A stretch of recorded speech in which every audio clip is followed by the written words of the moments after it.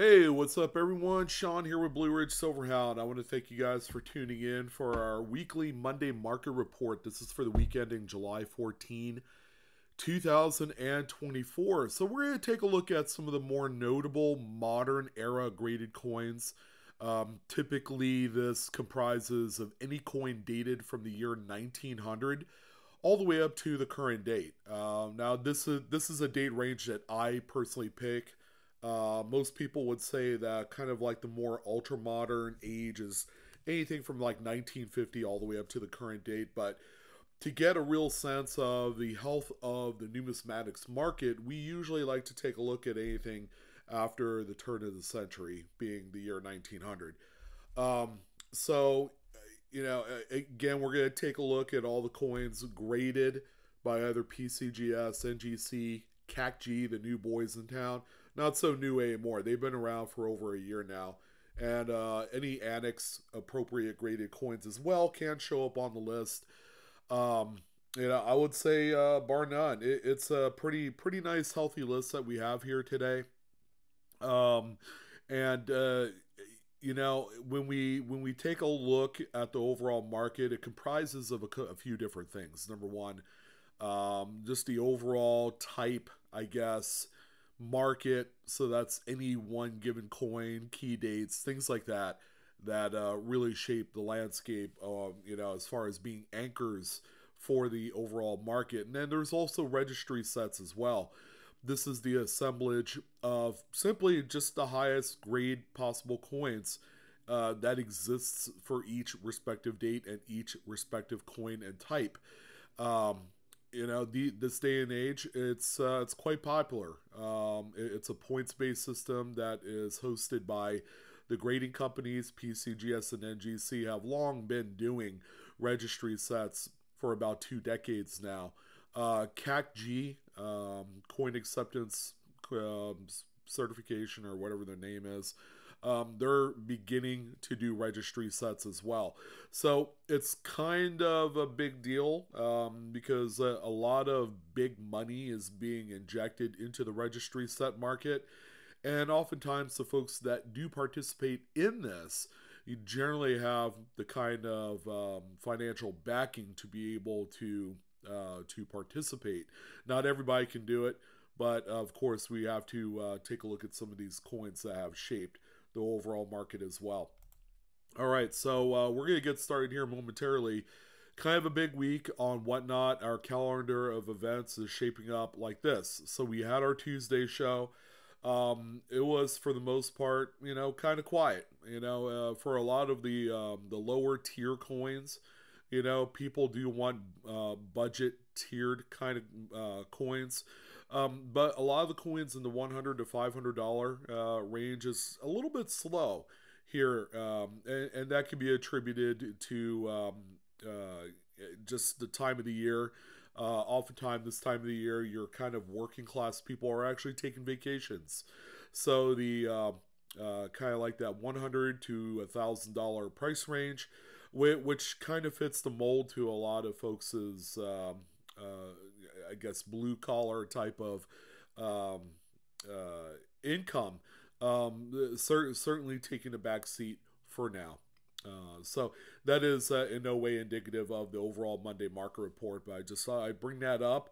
I wouldn't be doing my due diligence if I wasn't at least talking about how the market is doing for some of the lower tier coins.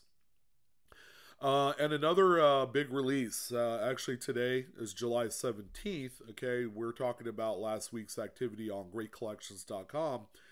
However, Vaultbox had released another banger of a product. All right, the Fun Box, I believe, as of this taping, an hour and a half in, after the drop of the new Vaultbox product. I believe they are completely sold out of that, as expected. It's one of their lowest price releases at $165. The actual sale date for Whatnot streamers will be on Thursday, and I will be participating in that as well. So July 18th is going to be the day that Whatnot sells them. There's going to be a couple of streamers that are participating in that. Again, I'm one of them. But overall, if you wanted one of these, I would have suggested that you buy it direct from the website at MSRP, because I am going to guess that they are going to sell for much more than that if you bought them on the secondary market. It's just it's how it's always been for a long while now, since Vaultbox started producing product. So that is my show schedule. So the only other show that I have is going to be tomorrow for Vaultbox. I scrapped my Friday show because of Vaultbox and how it's kind of like overlapping that big event. I've moved my Friday show to next week. So yeah, no Friday show from myself, but you know, at the very least, we were able to squeeze in a pretty monumental release at Vaultbox. So come check things out if you're a first-time participant of this great app. You could sign up using my referral link down below in the description box. You'll receive $15 off on anything. It could be something that I sell, another streamer that sells coins, it could be comic books, it could be just about anything your heart desires. There's a lot of collectibles and a lot of cool stuff being sold on this platform every day. All right, let's go ahead and take a look at the coins here. Sorry to draw this out 6 minutes into the video without any payoff here, but boy, it tells you a lot when we have to start out with a coin that's 14 years old. Hard to believe that this coin is 14 years old already. 2010 D. It's a Denver minted Lincoln Shield cent. What in the world is this thing doing here? Well, for one reason, it's a registry set necessity. You know, Lincoln cents probably the biggest, most important registry set that a lot of people are participating in right now. There's so much money being injected into Lincoln cents that even coins like this have a place on the list. Now, it is a top grade mid-state 67 plus full red example, and this price tag will just it'll blow the steam out of your ears. $4,624.88. Hard to believe that a coin of this ilk would be worth that kind of money. That's the kind of money that you could make on this and then go out and buy 2 ounces of gold just like that. You know, I mean, heck, that's a pretty good deal right there. The next one that we have here, we've talked about this one. The Cheerios promotion Lincoln cent. They're all dated 2000. These were distributed in specially marked boxes of Cheerios cereal back in the day, to, you know, kind of ring in the new millennium, I guess. But more importantly, to promote the brand new Sacagawea dollar release, because those were seeded at like 1 in, I don't know, 100 boxes or something ridiculous like that. There wasn't a whole lot of them made. The Lincoln cent Cheerios coin was available in all boxes. But little did people know that these particular coins, and a lot of them did get broken out of their blister pack and spent and circulated, these things would have value 24 years later in the form of a high-grade registry set piece. Mint State 69 red, NGC graded this one, and pretty big sale again, $2,531.25 result.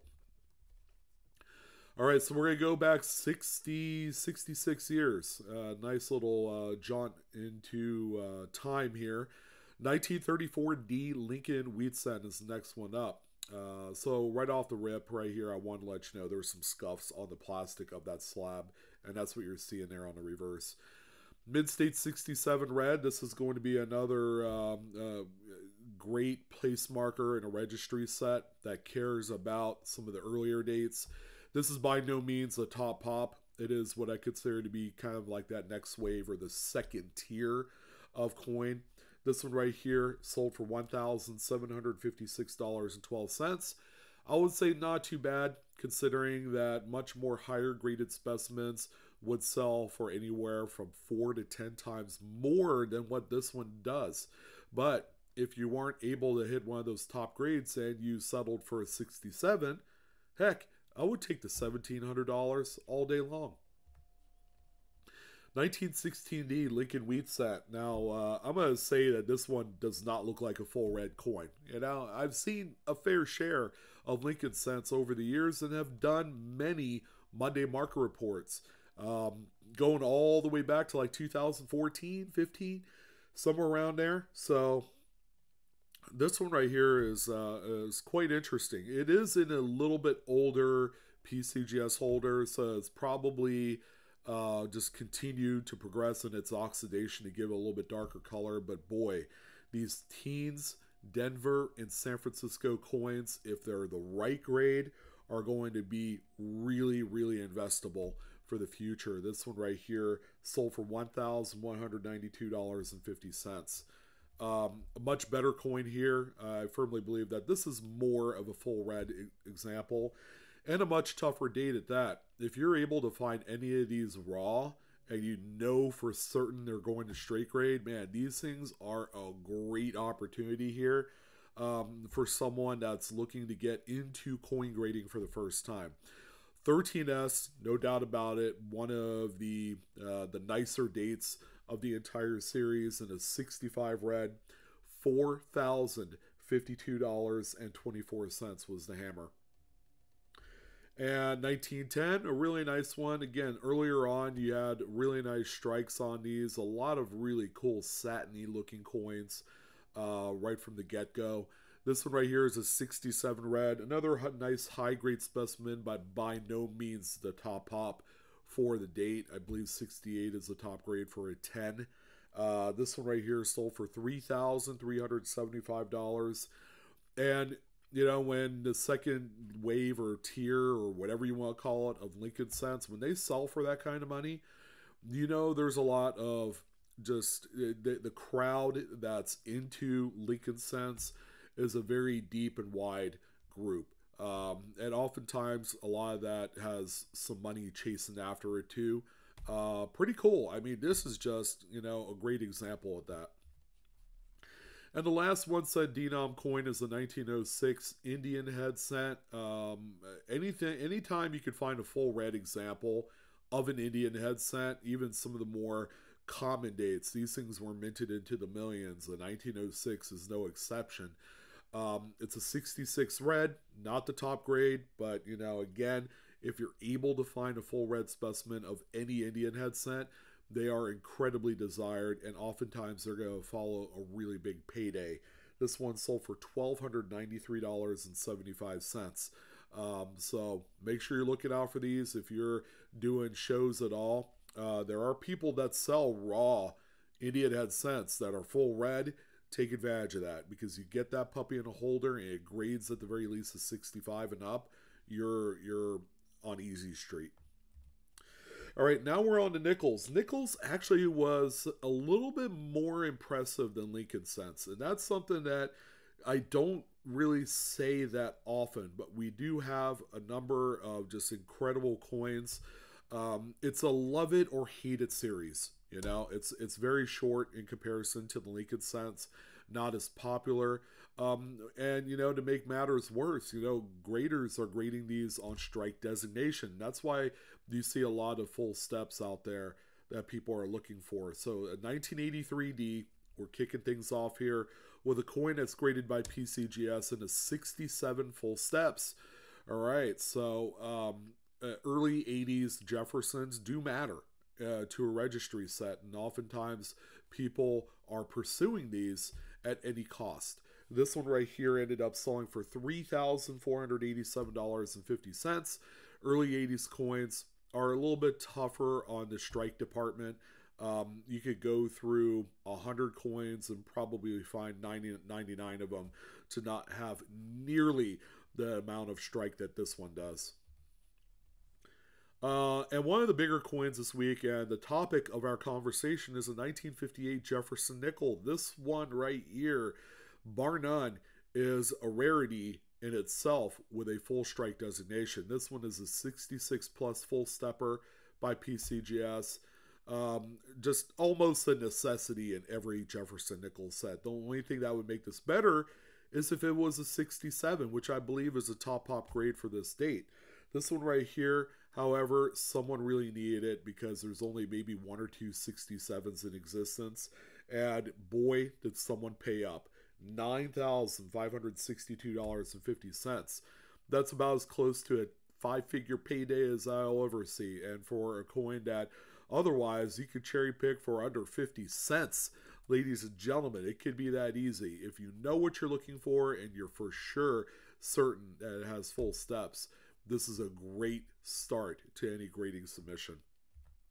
1952D Jefferson nickel up next. Now these typically have a little bit better strike. This one does look way better than the 58.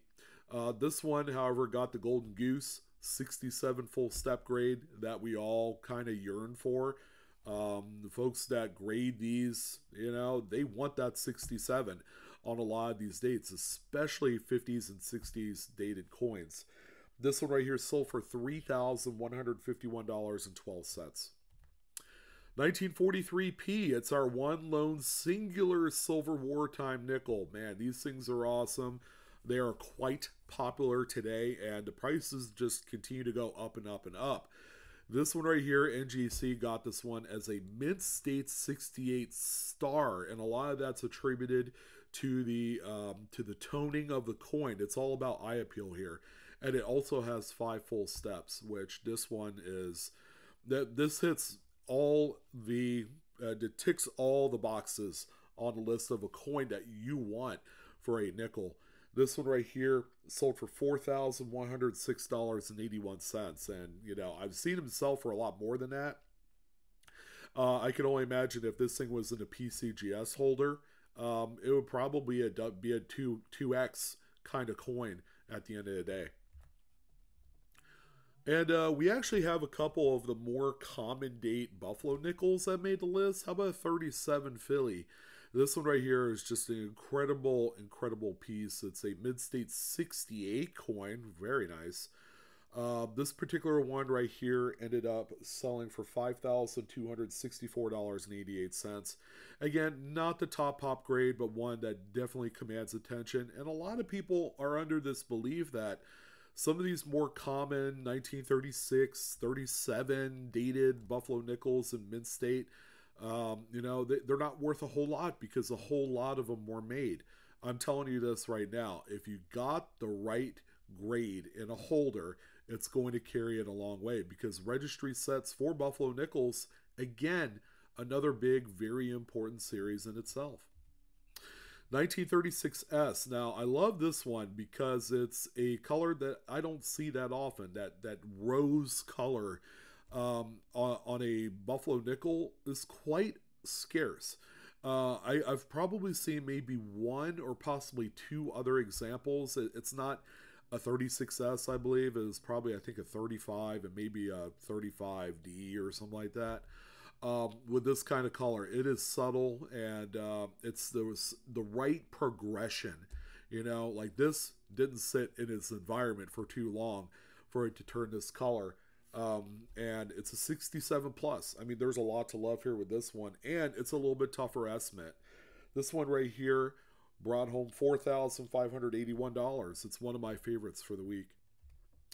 We also have a 1945S. This is the Micro S variety. The U.S. Mint actually used a couple different mint mark punches on these, and they had one that is extremely tiny, and that's why they call it the Micro S variety. This one right here is a 67 full bands. It's a really pretty coin. Nice crusty originality to it as well. This one just tells you that it has never been cleaned or dipped at all, which is cool. That's all part of the originality. $2,137.50 was the buy price on this one, and another impressive piece. And we also had a 28S, one of the tougher dates, of course. This one in a 66 full bands kind of holder by PCGS. And again, much like the previous coin, it's all about that skin, that kind of original crustiness to it. It's lighter, on the lighter side, which I like. You know, it's not something that's offensive to anyone because it's too dark of a tone or whatever. So this one, I'm happy to say, sold for $4,443.75. So just over $4,400, and a beauty.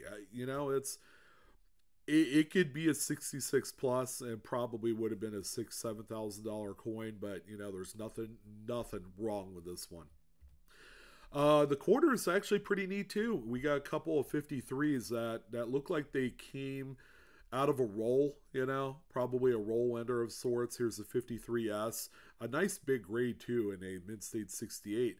53S is one of the more well-struck years. All right, so finding one that ultimately grades anything 66 and up, actually not too hard at all.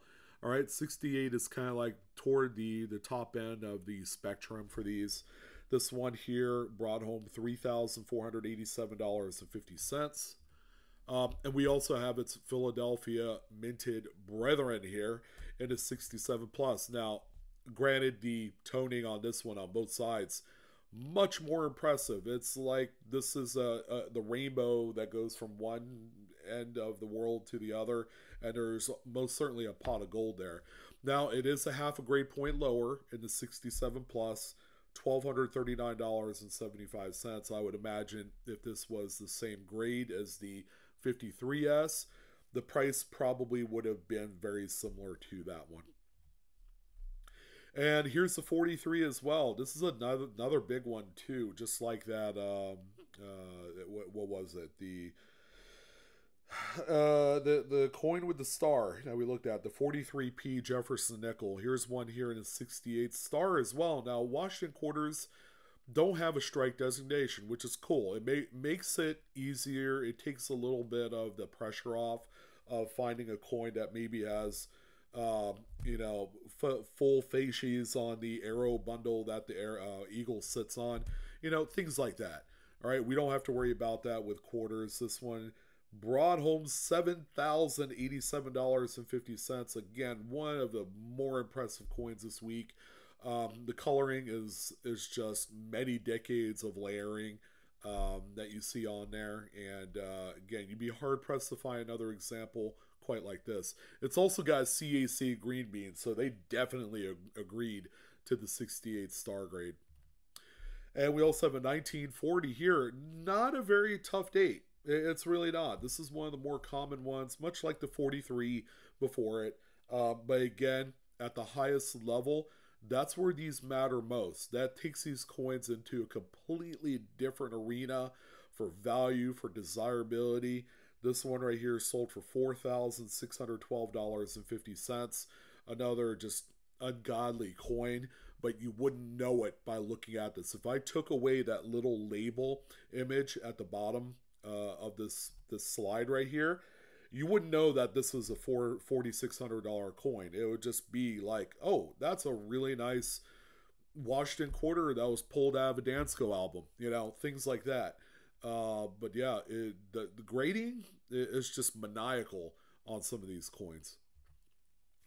And our last quarter of the day, how about 1917D? This is the Type 2 reverse, so it's got the stars under the eagle. Your Lady Liberty has the modified rivets on the shield. She's wearing a chainmail instead of nothing at all, and a few other things as well that's noted here. So another great date. This is something that's more of an afterthought for a lot of earlier collectors back in the day. A lot of people were sweating the Type 1 obverses, you know, for some certain reasons. And then people just completely did not care about the Type 2s. So there are less mid-state, beautiful, gorgeous, high-end Type 2s compared to Type 1s, which are all over the place. So this one here also is CAC certified as well. And our big top dog coin of the week at $17,422.88. And a couple other miscellaneous odds and ends. Have you ever seen a 1970D uncirculated candy half dollar that's graded 65 proof like? So proof like is one of those things that was best reserved for coins like Morgan dollars, right? Yeah, it's like 1880S was always that date that was very well struck, and the mint employees just went ham on those dies. You know, they were some of the best well struck coins of that era. Now we move on 100 years later, and then we have things like this, you know. And NGC started, and then PCGS followed suit in designated coins that deserved a proof-like status. And today, it kind of matters, because if that PL was not there, this coin would not sell for anywhere near close the $1,661.62. You know, probably shave off a few of those numbers. This would probably be, I don't know, like a $75 coin if it wasn't for that PL. So the PL certainly does make a difference on some of these more moderns. And then finally, the last coin on the Monday market report for the week. How about Ike Dollar? You know, we don't talk about these, and sometimes they don't get their due among the coin community. You know, people love the large, hefty size of these coins. They don't particularly care about the fact that they're copper nickel clad. Me personally, I think they're gorgeous. They represent an open door kind of opportunity of affordability where you can buy some of these coins for around $5-10 and have a true genuine opportunity to make thousands of dollars by grading select examples. So, you know, these are big. We know that. And we understand they're a real bullseye for contact marks and all sorts of things. These things were in mint-sewn bags back in the day. So finding that one coin that grades at a very minimum, it has to be a 66 or higher for it to be considered a great example for a registry set. That's this one here. And, you know, I'm not going to be hating on the actual light colorization of the toning of this coin. I think it's just really beautiful. It's worth noting that this one's QA certified, similar to CAC, but it's more for the more modern coins. $3,481.88 is a great way to end the Monday market report for the week. So with that being said, information provided in this video is for educational purposes only. None of this is financial advice. Please always collect, grade your coins responsibly. Thank you guys for tuning on in. I'm your host, Sean with Blue Ridge Silverhound. It is an absolute pleasure to deliver the Monday market report for the week. The midsummer edition, and as you can see, the market's not slowing down. It's doing its thing. So that should be reassurance for a lot of you folks out there. I'm out of here. I hope you guys have a great rest of your day. Enjoy the hobby, and I will see you on the next video. So long.